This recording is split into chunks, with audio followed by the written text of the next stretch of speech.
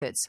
Well, let's hear from one who can argue to it. Keith Wallahan, you'll know well, Federal Liberal MP for Menzies, and also the Deputy Chair of the Joint Selects Committee on the Voice referendum. It's the committee looking at the language of that referendum question that will be asked to vote on later in the year. Keith, always good to talk to you. Good morning. Thank you, Virginia, and good morning to your listeners as well. Tell me about the thinking behind earning an extra $150 a fortnight without JobSeeker, the benefit being reduced there. I think the first thing to acknowledge is that Australians want us as an opposition to be constructive where we can. And I think this is a good faith example of that.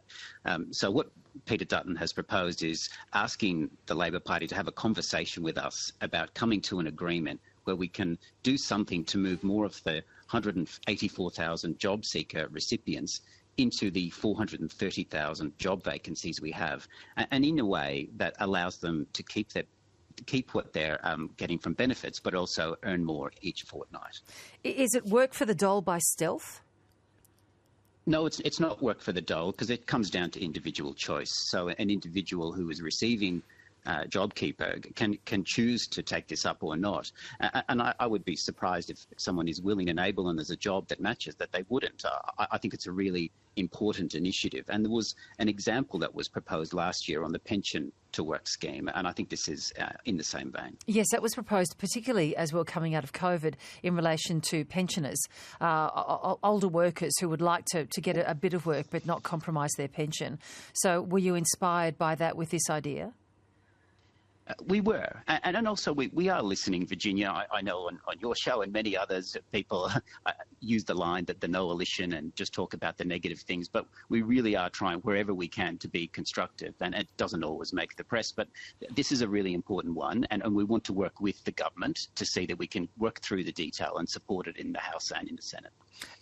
Is it too early to ask whether you've got any response or any sense whether the government might be open to this idea? I'd say it's too early. I mean, there was a late night budget in reply, and a lot of people have got in their cars and gone back to their electorates. I'm still here in Canberra. Right. But yeah, I'd like to think those conversations could happen. We're back here in another week, so maybe it will happen then. And the reason you're there, I'll ask you a question about that in a moment, because that's pretty important work too. Your leader also indicated that they'd wave through most of that $14.6 billion cost of living package, so you won't engage in a fight about that one? No, because we recognise Australians are doing it extremely tough across the board, and they certainly are in my electorate. And that last interest rate rise, I think, caught people off guard, and there's a lot of serious conversations around family dining tables and also small businesses about whether that's pushed them over the edge. So we will support that. All right. So you are the Deputy Chair of the Joint Select Committee on the Aboriginal and Torres Strait Islander Voice referendum there, looking at the language. I think we're expecting you to report on Monday. That was always the plan. So is that going ahead as expected?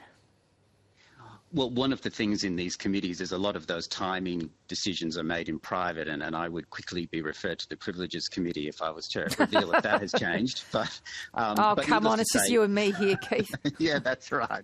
No one would act on that. No. But this is an important part of the process. In the end, Australians will decide this referendum, and that's the way it should be. But the Parliament has a key role in looking at the words. But we didn't have a constitutional convention, and this committee tried its best to fill that gap. And if the words can be improved or the risk tightened, that's open to the committee, and it's certainly open to the government afterwards. So the words that we are aware of, that we've been told by the government, will comprise that question that we're asked later this year. Should we expect them to have been substantially changed when we do get to see the results of your committee? Look, that's a matter for the government. The government has the numbers on the committee, and then whatever the committee decides, it's then a separate decision for the executive, for the Prime Minister and the Cabinet. I mean, the public commentary has been that they're quite happy with the words, but we heard from the committee that there is risk. Now, experts will disagree as to whether the risk is low or higher. Our submission will be no surprise that even if it's low risk, because it's our constitution, because it's permanent, and because this is a new body that we haven't seen anywhere in the world, we think we should be risk averse about this, and we think you can do that in a way that's consistent with the intent of the proposal. But in the end, that's on the government whether they want to act on that. When we were speaking yesterday to Warren Mundine, the sticking point clearly is that the two parts of what's being proposed. One is constitutional recognition, the other is the establishment of the voice.